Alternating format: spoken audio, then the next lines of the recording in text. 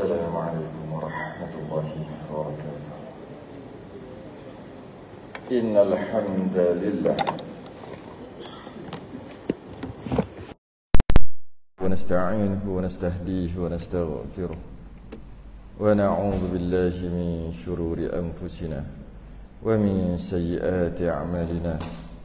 من يهده الله فلا مضل له ومن يضلل فلا هادي له. أشهد أن لا إله إلا الله وحده لا شريك له وأشهد أن سيدنا محمدا عبده ورسوله.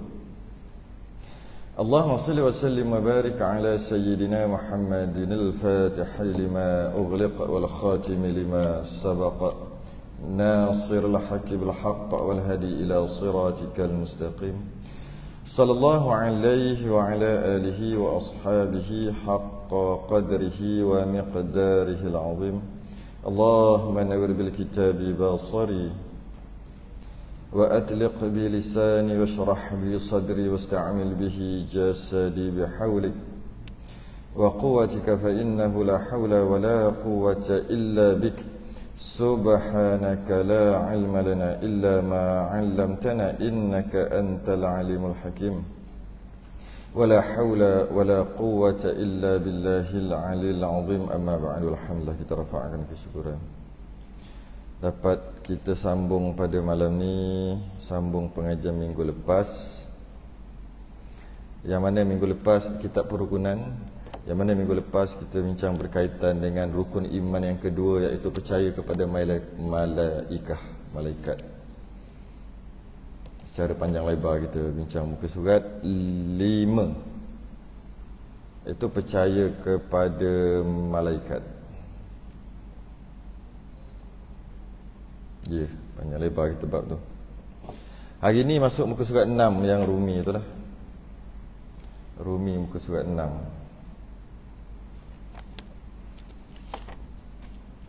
Kita sambung rukun iman yang ketiga. Jawi masuk muka surat 3. Rukun iman yang ketiga. Rukun iman yang ketiga iaitu percaya kepada kitab. Qala al-mu'allif rahimahullahu ta'ala wa nafa'ana wa iyyakum bi'ulumihi fid darain. Amin ya rabbal alamin. Dan ketiga, percaya kepada kitab. Artinya, arti percaya kepada kitab, macam kita sebut sebelum ni, nak kita percaya, kita nak percaya kepada malaikat, kena kenal dulu malaikat tu. Lepas kenal malaikat, barulah mudah untuk kita percaya. Kalau malaikat pun kita tak kenal, macam mana kita nak percaya sesuatu yang kita tak kenal? Begitu juga dengan kitab. Dia rukun iman. Maka penting. Kalau tak percaya, maknanya tidak beriman. Tu bahaya tu. Maka kena kenal dulu. Kena kenal. Sebab tu kata pengarang, macam mana percaya kepada kitab ni?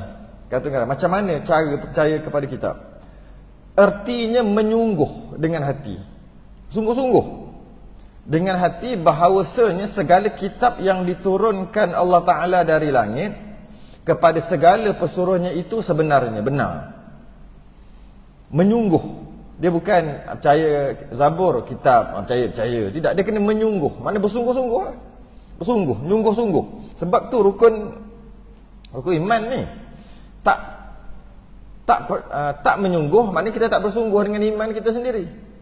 Dengan rukun iman. Kalau kita kata sembahyang tu ada rukunnya, kena bersungguh-sungguh lah buat rukun tu.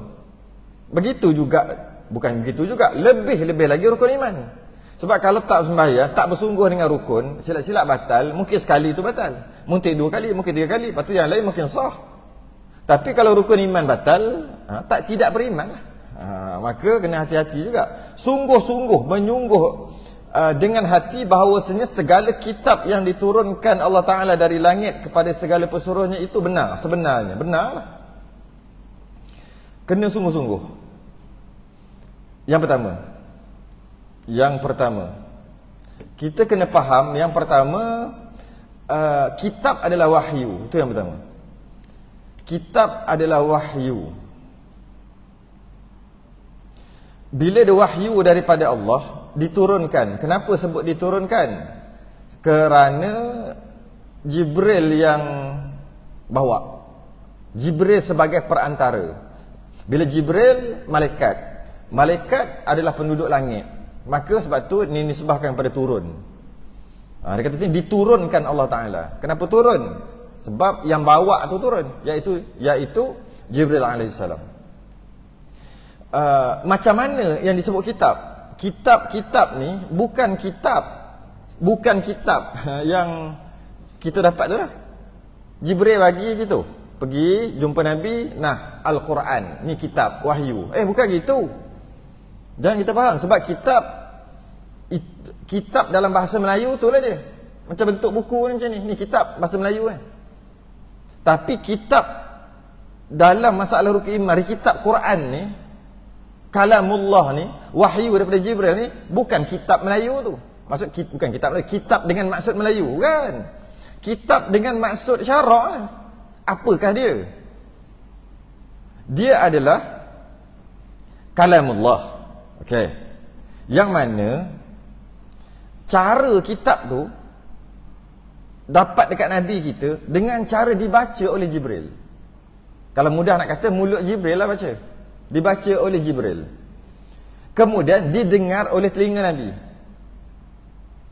Tu cara dapat. Dan Nabi faham. Bila faham, lepas tu baru, okey dah faham, dah dengar tu, keluar, nak dengar kat telinga Nabi, Nabi dengar. Kemudian baru disalin, baru ditulis. Bukannya sampai-sampai tu kitab tu tulis, tidak. Jadi oleh sebab tu, kitab-kitab tu adalah ucapan, boleh kata gitu, yang dikeluarkan kat mulut Jibril tu, dengar di telinga Nabi.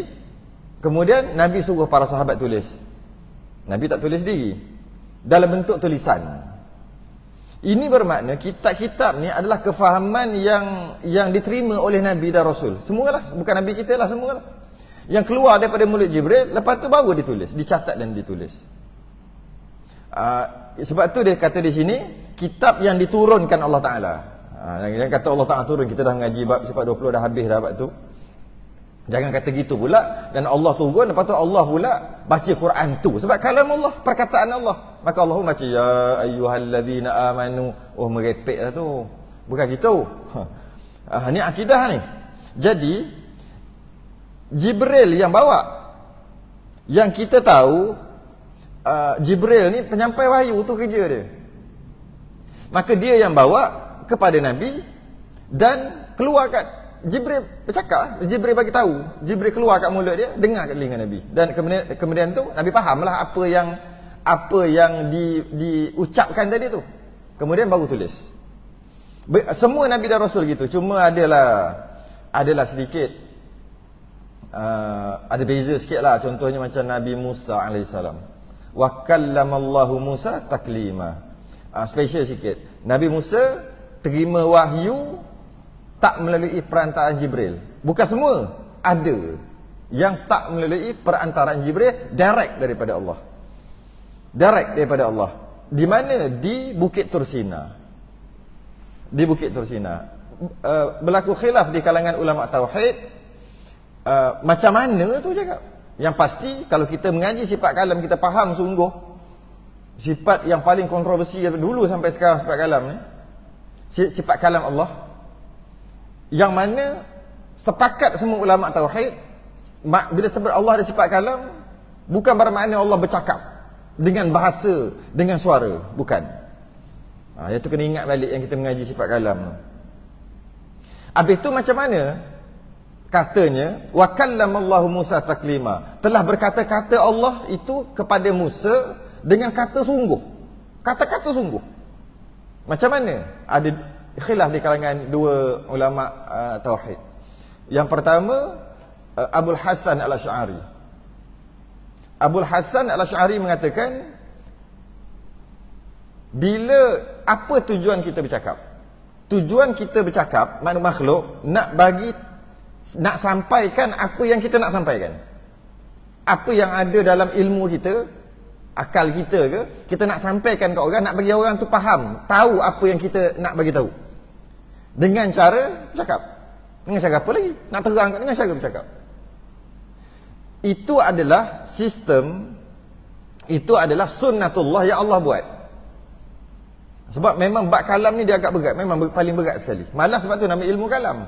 Padahal boleh je, kenapa dalam 20 sifat Allah, 20 sifat 20 tu, kenapa ambil kalam sebagai nak menjelaskan ilmu ni, ilmu kalam? Katalah ilmu lain, ilmu kalam dan ilmu tauhid. Dua lah, tu yang besar. Padahal boleh je kata tauhid tu Allah lah Esa, kalam tu Allah juga. Habis basar, ilmu basar. Bolehlah juga, semuanya sifat Allah. Kenapa ambil kalam? Nak bagi tahu dia tu besar. Malah ulama terdahulu ramai kena hukum dengan pemerintah Mu'tazilah pada waktu tu, dan saya dah pernah cerita sebelum ni. Sebelum puasa baru ni. Kisah tu. Jadi dia agak payah sikit. Jadi kita, cara Allah buat secara sistem bagi kita ni, kalau nak tengok sesuatu kena pakai biji mata, deria kalam atau sifat deria melihat yang Allah letak dekat biji mata. Maka kita boleh lihat dengan ada cahaya, itu sistem. Maka dengan kita lihat, dapat kat kepala kita, dapat faham kita dengan sebab kita lihat tadi. Macam tu dengar pakai gendang dan sebagainya. Macam tu juga kita nak menyampaikan sesuatu dekat orang. Sistem dia dengan cara yang Allah letak, deria bercakap dekat anak tekak ataupun dekat peti suara. Kita keluarkan suara tu, keluar perkataan, orang dengar, orang faham apa yang kita nak beritahu. Itu cuma sunnatullah. Allah buat secara beradab begitu. Tak mustahil. Tak ada masalah untuk Allah buang adat tadi tu. Buang adat tadi tu, faham terus. Nampak terus tanpa biji mata dan sebagainya. Begitu juga, bila Allah ada sifat kalam, maka pemberitahuan tadi tu tak melalui perkataan. Faham terus, tahu terus. Gitu aja. Itu Imam Abul Hasan Al-Asy'ari. Imam Abul Mansur Al-Maturidi kata, tak. Allah cipta suara dekat udara, suara kat udara, Nabi Musa dengar. Itu maksud wa kallamallahu Musa taklima. Tu ada dua perbahasan tu. Itu dah bukan masuk fardhu ain dah sebenarnya. Jadi ada special lah sikit, selain daripada Jibril. Selain daripada Jibril buat turun wahyu, ada special sikit. Kadang-kadang melalui mimpi. Tu wahyu. Sebab tu Nabi Ibrahim sembelih anak dia, padahal mimpi. Ada orang, dia lebih pada liberal lah orang ni. Dia kata, apa benda? Hilang akal nak sembelih anak sebab mimpi. Mimpi Nabi tu wahyu, tak sama mimpi kita. Memang hilang akal kalau mimpi sembelih anak pergi sembelih betul. Hilang akal lah tu. Tapi dia kata dekat Nabi Ibrahim, Nabi. Mimpi tu benar, tak ada mimpi mengarut. Mimpi tu benar, wahyu. Dan ada cara lagi mimpi, dan ada juga cara wahyu tu dengan cara direct. Tapi kebanyakannya dengan cara diturunkan oleh Allah dengan maksud perantaraan Sayyidina Jibril. Jadi Nabi Musa ni dia special sikit. Dia tinggalkan bukit, dia nak pergi ke Bukit Tursina kan? Meninggalkan kaumnya kepada Nabi Harun. Cerita tu, kisah tu. Jadi Nabi Musa kata, kau jaga, jangan bagi umat kita ni, Bani Israel ni berpecah belah. Aku nak pergi ke Bukit Tursina, nak ambil Taurat lah, nak terima wahyu. Kemudian selama 30 hari kena puasa selama 30 hari. Kemudian saya dah cerita dah kisah ni masa kita bahas sifat kalam gitu. Tapi dah lama sangat dah 2 bulan lebih. Jadi bila Nabi Musa tu dia pergi, tiba-tiba rupa-rupanya atas sebab tertentu kena puasa sampai 40 hari. Maka untuk selesaikan Taurat tu, maka Nabi Musa lebihkanlah asal 30 hari. Jadi Bani Israel yang tunggu, termasuklah Nabi Harun alaihissalam, hari ke-31, hari ke-32, hari ke-33. Kemudian ada Samiri ni, setan masuk. Musa tak kembali dah. Tak ada. Samiri. Akhir sekali dia buat anak lembu jantan daripada emas. Dia buat dan boleh bersuara. Boleh bersuara. Maksud bukan bersuara bercakap, popek-popek, bukan bersuara. Bunyi begitulah. Boleh bersuara. Sedangkan dia daripada emas. Dia buat daripada emas. Maka kata Samiri, inilah Tuhan kita, pakat-pakat sembah. Sehinggalah hari yang ke-40, sehingga hari ke-40, adalah kisah sikit, riwayat sikit macam mana boleh bercakap. Macam mana anak lembu tadi tu boleh bercakap sedangkan dia buat daripada emas. Adalah riwayat, tapi riwayat tu pun dipetikai. Tapi riwayat kita cerita, kisah Samiri ni ketika Nabi Musa belah laut tu, Samiri ni dia ada lah tu.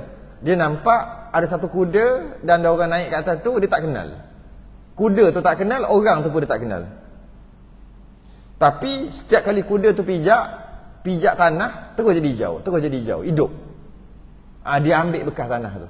Dia ambil. Itu sebenarnya Jibril naik kuda tu.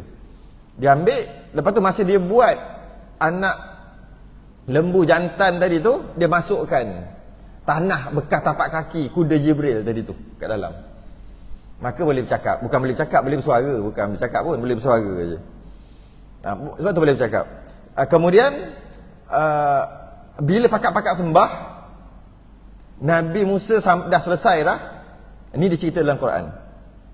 Saya sempat tengok ada beberapa ayat Quran. Diceritakan dalam Quran, dalam surah Al-A'raf. Bila baliknya Nabi Musa, tengok semua Bani Israel dah sembah, dah lain kejap aja, berapa hari je lambat. Maka dalam surah Al-A'raf apa tu?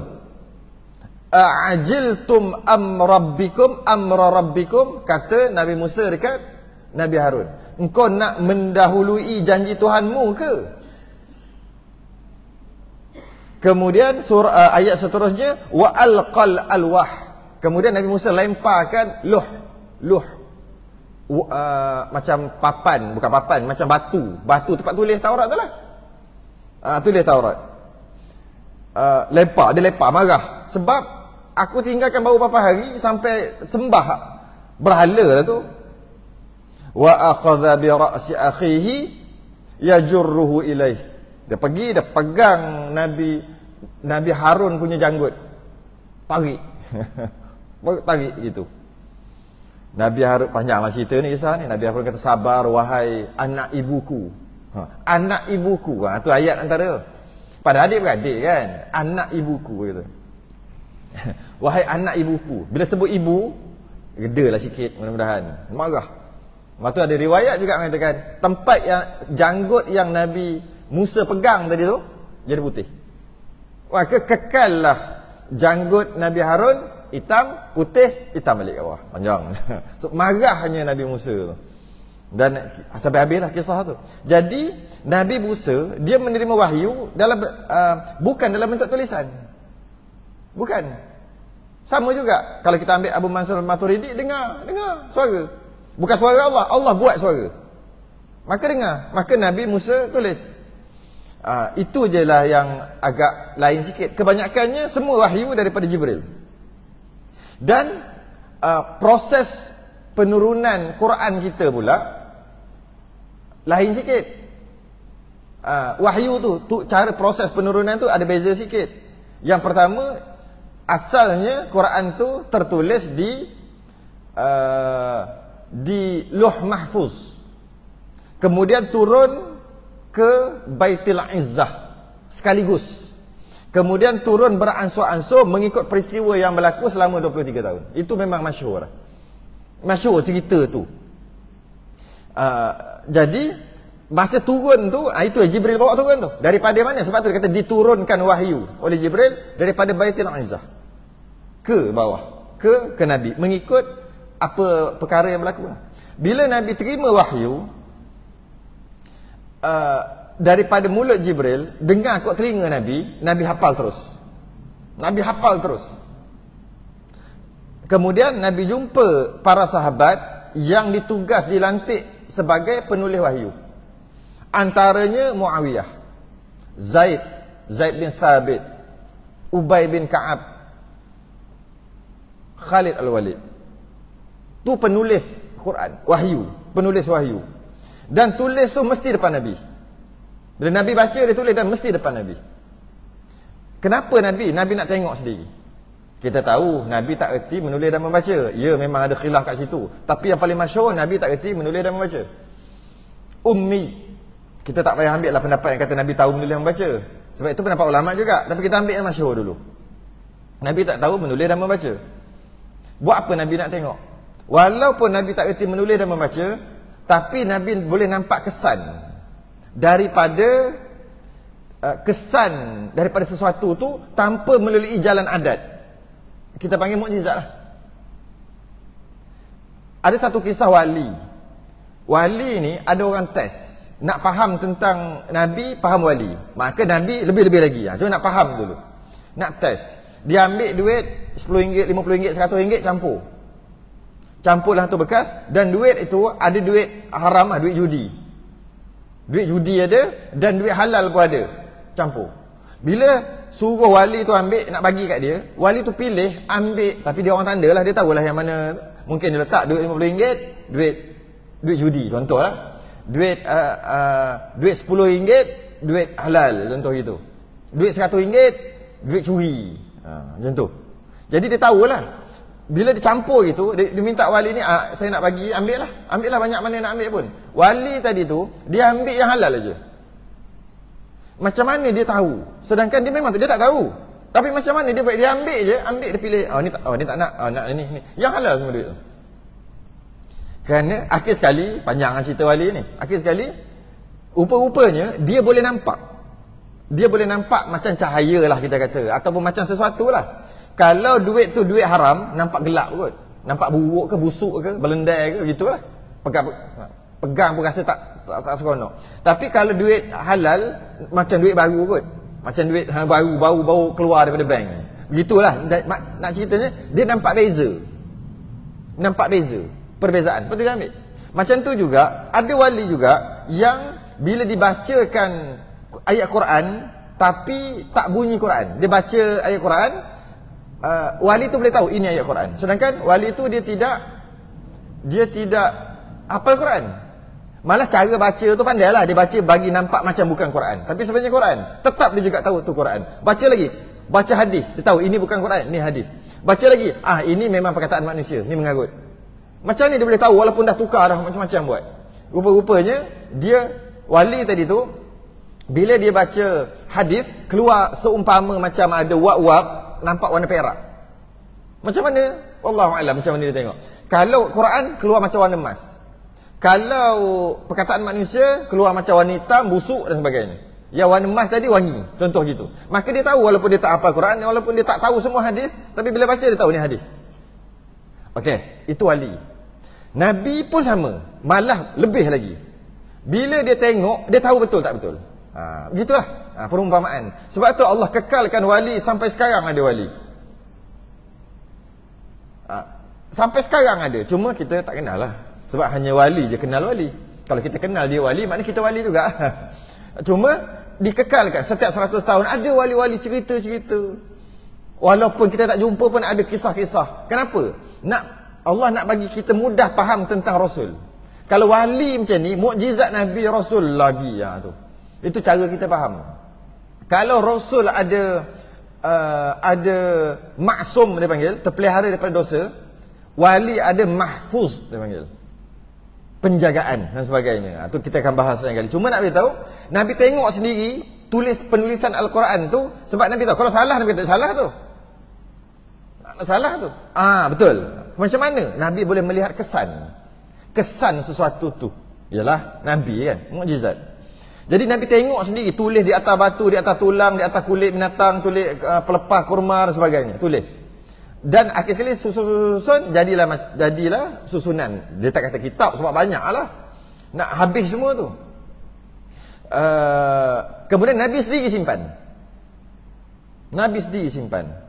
Sebab tu Syiah mengatakan Quran yang kita dapat tu bukan Quran ya betul, tapi ada lagi, tak komplit, tak sempurna, ada lagi. Sebab tu Quran diorang Syiah tebal ni.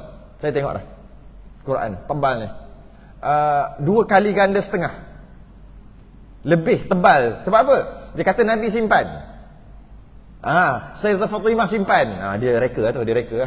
Tapi nak bagi tahu, betul Nabi simpan.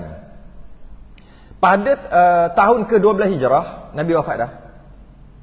Satu peperangan yang namakan peperangan Yamamah. Waktu tu Sayyidina Abu Bakar As-Siddiq dia menjadi khalifah. Nabi wafat 10 tahun selepas hijrah tu. Maknanya 10 tahun hijrah. Ni 12. Maknanya waktu tu zaman Sayyidina Abu Bakar. Ada satu peperangan nama peperangan Yamamah. 500 hingga 700 penghafal Al-Quran terkorban.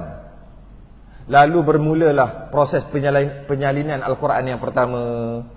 Zaman Sayyidina Osman disalin sampai jadi 6. Sikit. Kemudian Quran dulu dalam bentuk rumah aja. Rumah maksudnya kan, kalau sin tu kan rumah 3 je. Kalau shin pun rumah juga 3, tak ada titik lagi waktu tu. Memang susah nak baca. Ba pun rumah sama juga, ta pun rumah sama juga, ta pun rumah sama juga, semua rumah je. Kalau sin, ya, shin, ta, rumah saja. Macam mana kita nak baca kalau kita sekarang? Duduk gini, rumah je. Tak ada titik. Kemudian dia letak titik lama selepas pada tu. Kemudian letak baris. Kemudian sampai sekarang, sampai ke Al-Quranul Majid, sekarang Al-Quranul Karim. Dah banyak dah sekarang ni yang lain-lain. Dan arahan Nabi, apabila ketika turunnya wahyu Quran, tak dibenarkan untuk tulis perkataan aku. Yang dibenarkan tulis cuma Quran saja. Sehingga aku wafat, kata Nabi. Supaya tak nak bagi bertukar. Aku tulis, Nabi bagi tahu ni. Keluar kat mulut Nabi hadis. Keluar kat mulut Nabi Quran juga. Jadi kalau tulis, takut-takut bertukar perkataan Nabi dengan Quran. Maka Nabi tak bagi tulis. Mudah kata, Nabi tak bagi tulis hadis. Yang kalau nak tulis waktu tu, selagi aku hidup, tulis hanya Quran saja. Maka hadis dibukukan atau ditulis lama selepas pada tu. Lama selepas pada tu baru dia tulis. Sikit kisah sebelum kita masuk. Sebab bab kitab ni mudah je. Sambung. Dan adalah dalam kitab itu disuruhnya. Apa ada dalam kitab-kitab tu? Disuruhnya, kitab itu suruhnya dan tegahnya. Ada suruhan dan tegahan. Ada suruhan dan tegahan dalam kitab tu. Yang sebut kitab dalam tu ada suruhan dan ada tegahan. Suruhan dan tegahan daripada Allah lah. Yakni suruhnya kepada berbuat kebajikan. Yang disuruh buat baik, kebajikan. Yang tegahnya yakni daripada segala yang dilarangkan. Dalam kitab tu ada. Yang boleh buat apa, yang tak boleh buat apa. Ditulis dalam kitab itu. Bila sebut kitab tu, bukan Quran aja, semua kitab. Semua kitab. Dan janjinya akan menganugerahi nikmat kepada segala mukmin. Siapa yang beriman dapat janjian nikmat dalam tu. Dan janjinya akan menyeksa segala hambanya yang derhaka dan kafir. Dalam kitab tu ada tulis tentang menyeksa segala hamba yang derhaka dan yang kafir. Dan nikmat kepada orang mukmin sebagai untuk kita jadi kuat sikit untuk beribadah tadi. Buat apa yang disuruh, tinggal apa yang dilarang. Dan nak buat apa yang disuruh, kita ni manusia, iman tak berapa kuat sangat, maka kena ada bantuan, iaitu bantuan nikmat. Kalau buat macam ni nanti dapat nikmat syurga sebagainya. Dan bila kita nak buat jahat ni, memang mudah untuk kita buat jahat. Jadi macam mana nak bagi perasaan nak buat jahat tu, Allah tak apalah tak buat. Macam mana? Kena ada ancaman. Kalau buat jadi gini. Alah, buktinya kalau tak ada tegahan, semua orang ada buat, semua orang boleh buat. Oh tak apa, tak haram. Kan ayat tu selalu kita keluar. Bendanya bukan benda baik pun, tapi tak haram, maka kita buat. Maka kena ada tegahan. Maka dalam kitab tu memang ada menyeksa hambanya yang derhaka dan yang kafir. Dan cerita, ada juga ceritalah. Ada juga kisah-kisah hari kiamat. Kisah-kisah lepas mati nanti jadi apa? Daripada bangkit segala manusia di dalam kubur. Cerita tentang dalam kubur, cerita tentang dekat kiamat, cerita lepas kita mati nanti jadi apa dan sebagainya. Ada kisah tu. Jadi kita dapat faham, kitab ni, maksud kitab-kitab ni berupa sebuah perlembagaan, perundangan yang komplit, yang penuh. Semua ada dalam tu. Pengajaran ada, peraturan ada, hukum hakam ada, lengkap. Hukum hakam pula, hukum hakam akidah tentang Tuhan ada, tentang Rasul ada. Hukum hakam tentang fiqh, tentang bermuamalat ada, tentang nak hidup atas dunia ni macam mana ada, tentang masyarakat ada, tentang syurga ada, tentang neraka ada dan sebagainya. Itu dia panggil kitab-kitab tu. Maka sambung lagi, maka adalah banyaknya kitab Allah itu 104 buah. Maka iaitu kalam Allah semuanya. Ada 104 buah, setengah riwayat mengatakan ada 114. Dalam kitab kita 104. Tak apalah, kita ambil 104 lah. Tapi kalau tengok kita, kenapa kitab ni kata ada 114? Terimalah juga. Kita terima. Tapi sebenarnya kita tak wajib beriman dengan angka tadi. Kita wajib beriman semua yang Allah turunkan kitab melalui Jibril, semua aku beriman secara ijmal. Berapa banyak pun secara umum. Cuma mengikut riwayat ada 104 dan ada 114. Semuanya kalam Allah. Dan sejak Nabi Adam sampai Nabi SAW yang 104 tadi ni. Dan setengah ulama, ada 3 ulama. Ulama pertama kata 104. Ulama kedua kata bila sebut 104 kitab ni termasuk suhuf. Termasuk suhuf, bukan kitab, betul. Bukan kitab saja, termasuk suhuf. Jadi kita baca bab tu. Pertama ulama kata 104, yang kedua 114, yang ketiga ulama kata jangan letak. Macam Rasul lah. Sebagai ulama kata Rasul 313, ada kata 314, ada kata 315. Rasul. Nabi ada 124,000. Ramai.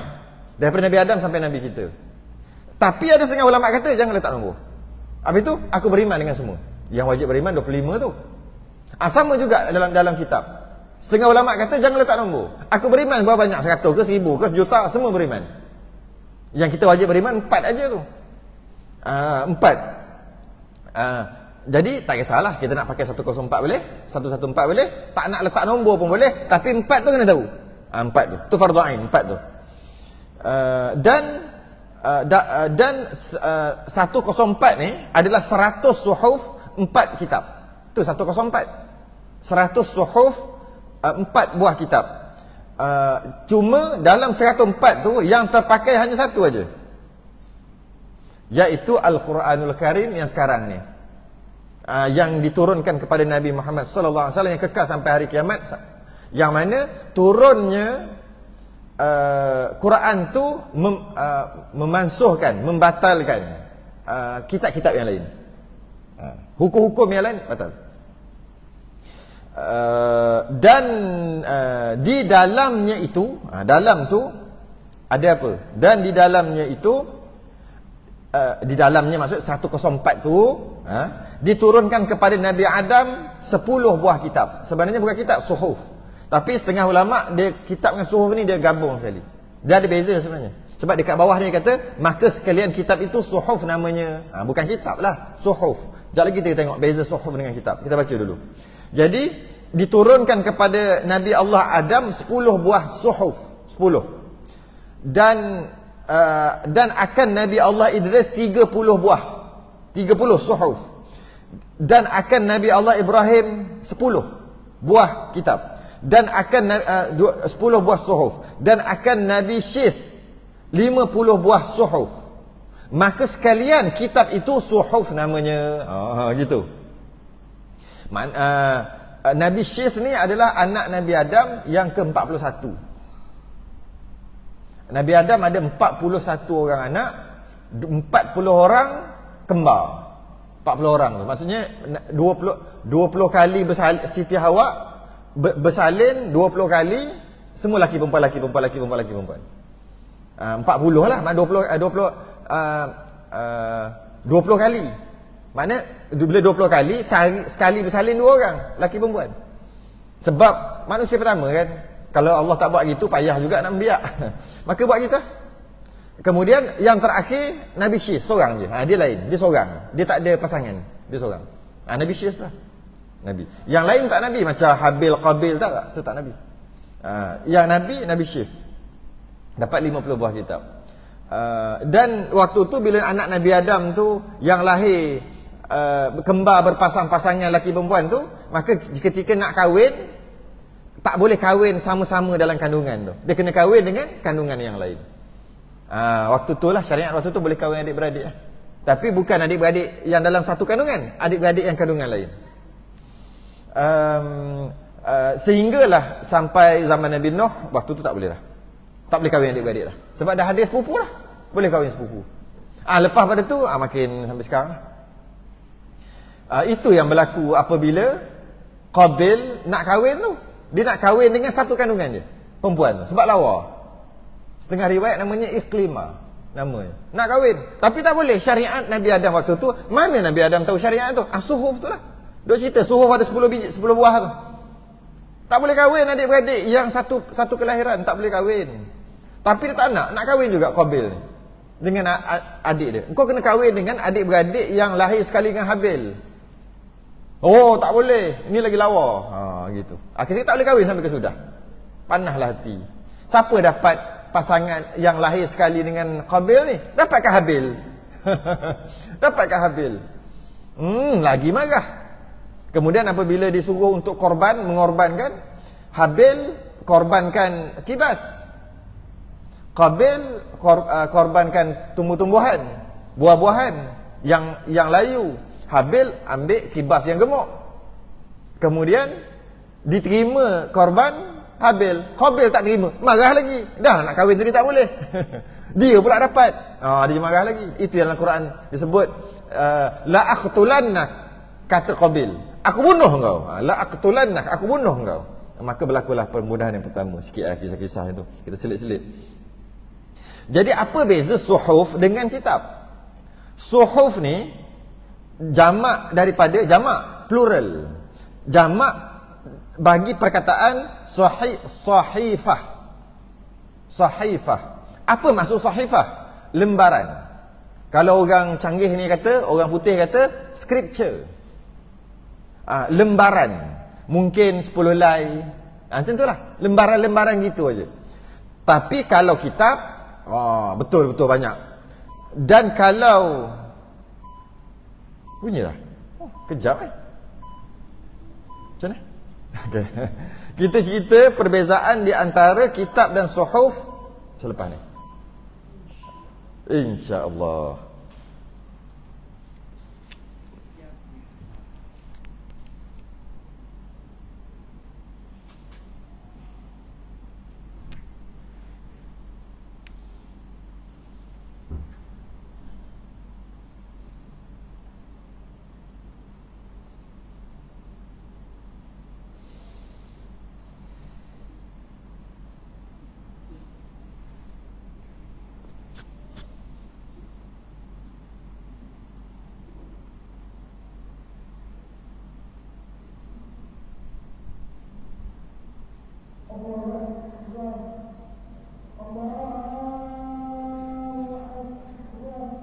Allah.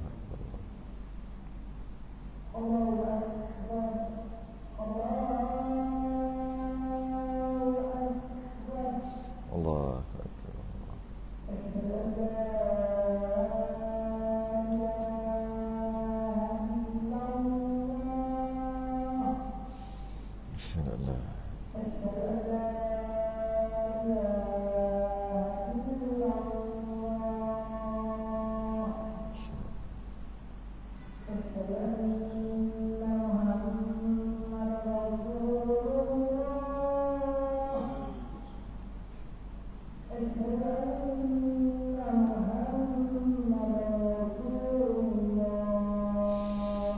أشهد أن محمد رسول الله.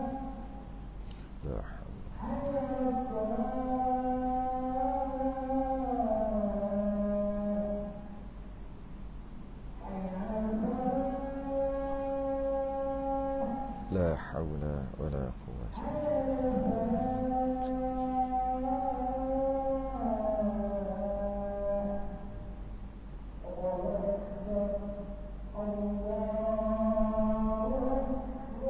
الله أكبر. لا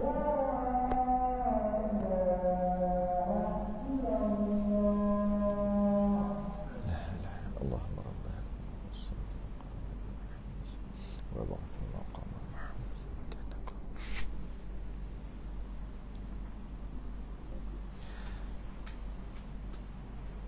Perbezaan di antara suhuf dengan kitab. Suhuf ataupun sahifah, dia lembaran-lembaran, mungkin beberapa helai. Dan tertulis pada suhuf hukum-hukum dasar saja. Hukum-hukum yang diterangkan kepada manusia yang perlu saja. Dan untuk umat tu aja. Jadi tak komplit lah kita kata. Kalau ada hukum hakam tertentu aja. Tak semua. Tak komplit.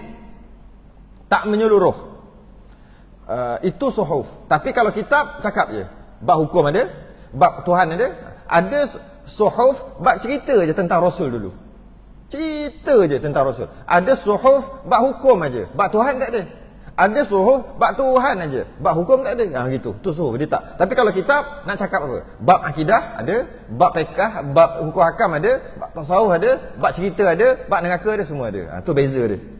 Yang suhuf ni, yang surah tu lah yang kita baca, Suhufi Ibrahim wa Musa tu lah, Suhufi Ibrahim wa Musa. Dan akan habis dah. Itu kalau kita tengok ada 10, 30, 40 dah, 50, 100. 100 lah. 100. Okey. Dan akan Nabi Daud sebuah kitab, Zabur namanya. Ini fardu ain. Ini mesti tahu nama ni. Kalau sebut Zabur tu apa? Zabur, tak tahu, tak selesai fardu ain tu.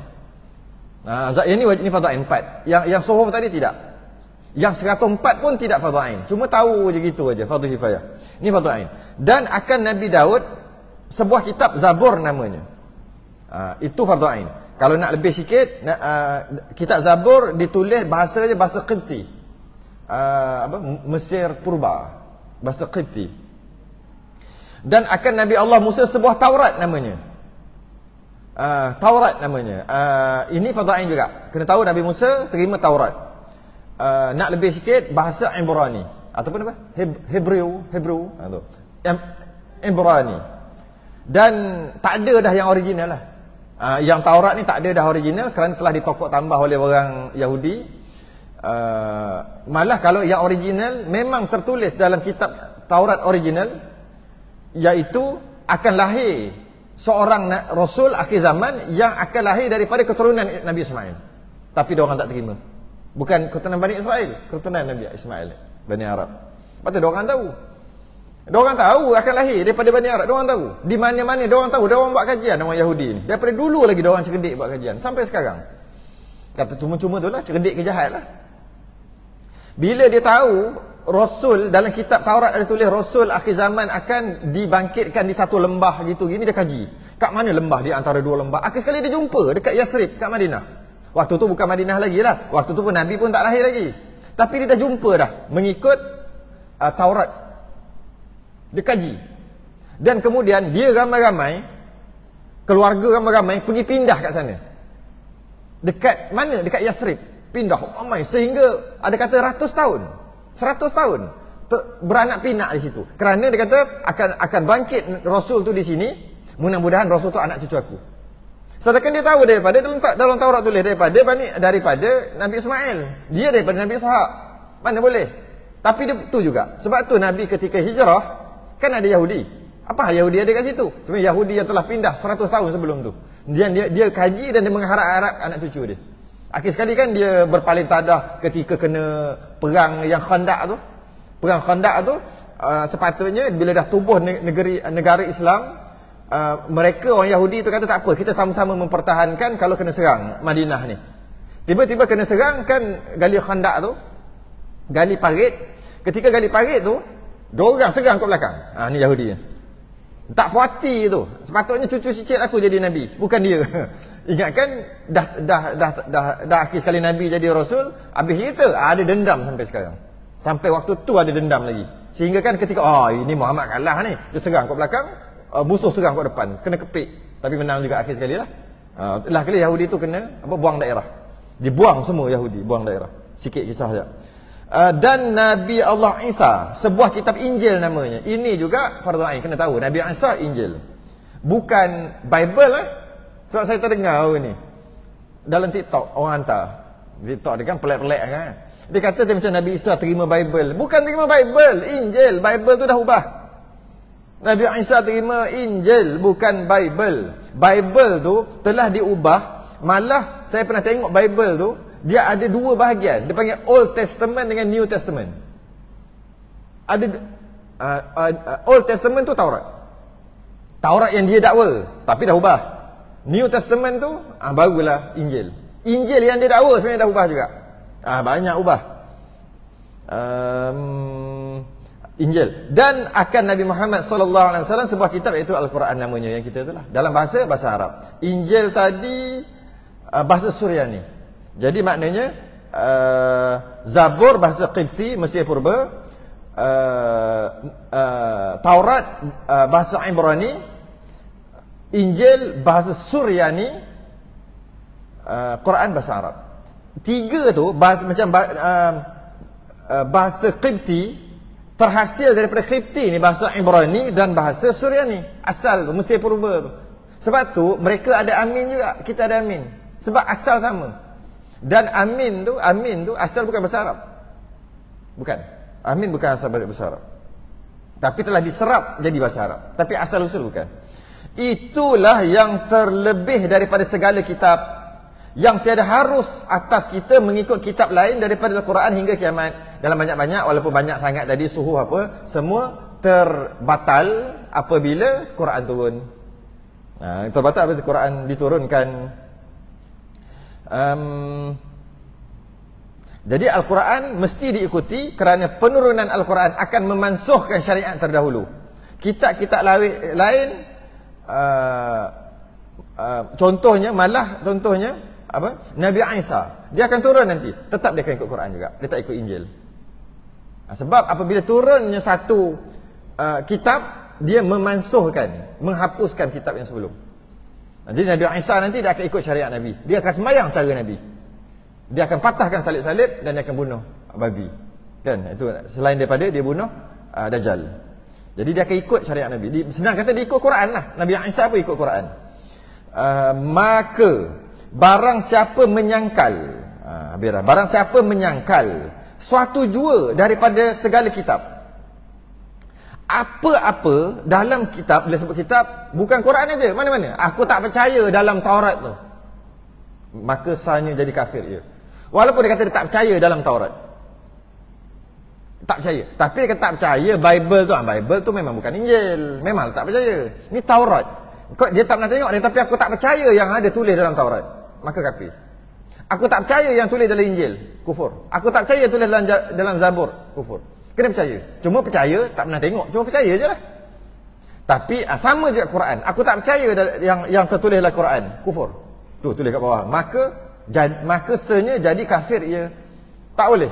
Dia kena percaya. Dia kata apa jua, suatu jua pun segala kitab. Maksudnya apa sahaja, walaupun huruf sekalipun. Alif lam mim, aku tak nak alif tu bukan Quran. Lam mim, kenapa tak baca alif? Alif tu bukan salah satu daripada Quran. Alif lam mim zalikal kitab tadi. Alif tu bukan, kafir.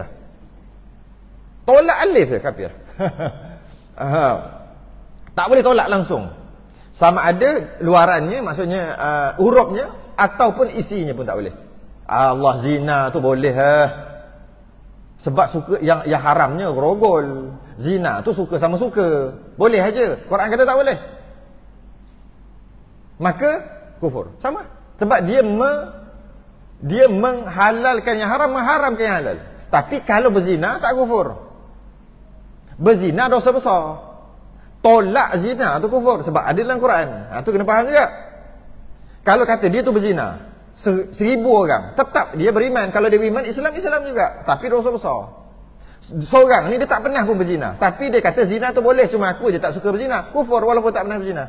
Nampak dia punya point tu kat mana? Tak boleh tolak. Kalau buat kadang-kadang kufur, kadang-kadang tak kufur, dosa besar. Tengoklah apa yang buat tu. Kalau dia sembah makhluk, kufur lah juga. Jadi tolak isi kandungan, kufur. Kalau tidak melaksanakan isi kandungan, berdosa.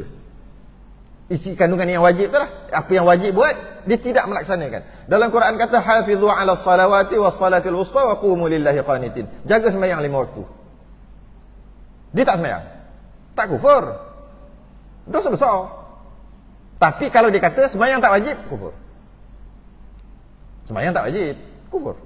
Puasa tak wajib, kufur. Tak puasa, dosa besar. Kena hati. Jadi yang dia kata ni tolak, menyangkal. Bukan tak buat. Kalau tak buat, dosa besar. Kalau menyangkal tu yang tak boleh. Atau diperdustakannya. Quran tu boleh bagi makan ke? Sedap kata tu. Ngaruk tu. Itu rekaan Nabi Muhammad. Kufur. Dia kata dia perdustakan. Atau disenda-sendakan. Dia baca, dia buat, entah macam nak sebut kan. Kita nak sebut pun kita tak suka. Senda-sendakan ayat Quran. Ejek-ejekkan ayat Quran. Macam orang kafir, dia ejek salam orang Islam dulu. Bersama Nabi lagi. Nabi kata Assalamualaikum. Orang kafir dia ejek, dia mempersendakan Assalamualaikum. Sam celaka, salam selamat. Macam tu. Macam itulah dia buat Quran, ayat Quran dia buat gitu. Maka kufur. Tapi Sayyidatina Aisyah jawab apa tau? Bila ada orang musyrikin kata Assalamualaikum, celaka kat atas kamu. Assam, celaka kat kamu. Sayyidatina Aisyah jawab Wa'alaikumussalam, kat atas kamu juga celaka. Nabi marah. Nabi kata jangan. Mana kita boleh mendoakan kecelakaan dekat orang? Habis tu nak jawab apa? Nabi jawab begini, Wa'alaikum, kamu juga. Settle. Kamu juga. Kau kata kat aku apa? Celaka, kamu juga. Bukan jangan, kamu juga celaka, tak boleh gitu. Nabi ajar gitu. Macam itulah cara dia mempersendakan Quran, kufur. Jadi hati-hati lah kadang-kadang apa kan. Saya ingat dulu-dulu lah macam apa, iyyaka na'budu, lepas tu anak budu je. Budu tu lah. Macam mana tah dia adalah dia punya ayat-ayat tu. Jangan duk main gitu. Atau diringankan. Jikalau satu huruf sekalipun. Diringankan tu maksud sajalah ditolak. Tak ada kau ni, tak ada huruf ni. Walaupun satu huruf sekalipun. Sebut awal-awal tadi. Satu huruf sekalipun diringankan tu maksud ini Quran ke? Ini Quran kot? Atau mungkin Quran, mungkin tak Quran. Walaupun satu huruf. Ha mim. Ha tu mungkin Quran, mungkin tak Quran. Dia ringan ya. Tak kisah Quran ke tak Quran. Ha tu kufur. Tak boleh. Kena kata ha tu Quran, mim tu Quran. Mana boleh kata gitu? Macam tu. Atau disumpahnya. Entah lagi teruk lah. Disumpahnya. Dia kata, ni apa benda? Buku apa benda ni? Buku apa? Buku apa dia panggil? Ortodok. Buku yang buku mengarut, buku ada hukum hakam rekaan. Dia sumpah. Quran, maka senya jadi kafir. Ya, jangan buat hal lah dengan Quran. Bukan Quran aja, semua yang lain pun sama juga. Yang 4 tadi, semua yang lain. Maka dapat kita faham maksud jadi dapat kita faham kesimpulannya, maksud beriman dengan kitab mencakupi 4 perkara. Yang pertama, beriman bahawasanya kejadian diturunkan oleh Allah itu benar-benar berlaku. Quran ni benar Allah turunkan melalui perantaraan Jibril. Itu pertama, kena beriman yang tu fardu ain. Yang kedua, beriman dengan nama-nama kitab yang warid disebut dalam Quran. Pertama, bila yang warid disebut dalam Quran bukan 104, bukan. Ada 6. Itu mesti beriman. Kalau tidak kufur. Fardu ain. Yang pertama, Zabur, Taurat, Injil, Quran. Mesti beriman dan tahu siapa dia. Dan ada dalam Quran juga Suhufi Ibrahim wa Musa. Kena beriman juga dengan suhuf Nabi Ibrahim dan suhuf Nabi Musa. Tak beriman yang itu bermakna tak beriman Quran. Tak beriman dengan Quran bermakna kufur. Tapi kalau suhuf yang lain Nabi Adam tu dia tolak, dosa-dosa besar, tak kafir. Tak ada Nabi Syekh dapat berapa 50 banyak tu. Nabi Adam pun tak ada dia kata dapat suhuf, dapat kitab, tak ada tak kufur, dosa besar. Tapi kalau yang disebut dalam Quran, iaitu ada 6. Termasuk suhuf juga. Sebab ada sebut. Maka yang itu kena beriman. Beriman dengan nama-nama kitab yang 6 tadi, yang disebut warid dalam Quran. Ya, itu yang kedua. Yang ketiga, kena beriman semua isi kandungan itu betul. Benar. Tak ada yang tak benar. Semua benar. Kalau kita rasa macam tak benar, kita je tak tahu sebenarnya hakikatnya benar. Kadang-kadang kita baca, ya ke? Tapi hakikatnya benar. Kita je terasa macam tak benar. Tapi sebenarnya benar. Kena beriktikad macam tu. Yang keempat, kena menerima semua hukum yang ditetapkan kat dalam tu. Sama ada tahu hikmah ke, tak tahu hikmah ke, semua kena terima. Semua kena terima. Maka 4 ni lah fardu ain. Saya ulang balik, kena tahu, kena beriman, kejadian diturunkan, Allah turunkan Quran dan kitab-kitab yang lain benar-benar berlaku, bukan rekaan, benar-benar berlaku, wahyu daripada Allah, beriman dengan nama kitab yang 6, dan semua isi kandungan tu yang 6 tu benar, dan menerima segala hukum yang dalam tu. Dalam tu semua, dan itu hukum daripada Allah. Selesailah fardu ain.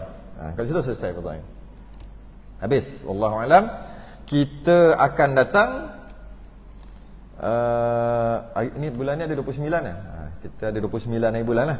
Lambat lagi 29 hari bulan nanti Yang keempat, percaya akan segala pesuruh Allah, pesuruhnya. Tu berapa tu? Tengok sebelah tu. Dan pada suatu riwayat, 2 kati, 2 laksa, 4,000. Apa benda tu? Main kati-kati pula ni. Apa Rasul main kati-kati ni? Laksa, ada laksa ni. Muka surat 8 atas kali tu. Apa benda laksa ni? Laksa yang kita makan makan petang tadi ke? Bukan. Kita akan bahas bab tu nanti, berkaitan dengan Rasul, percaya kepada Rasul. Percaya kepada Rasul. Wallahu alam. Kita tangguh dulu. Kita sudah dengan tasbih kafarah dan suratul subhanakallah. Asyhadu an la ilaha illa anta astaghfiruka wa atubu ilaik. Bismillahirrahmanirrahim. Wal 'asr innal insana lafi khusr illa alladhina amanu wa 'amilus salihati. Sabar. Assalamualaikum warahmatullahi wabarakatuh.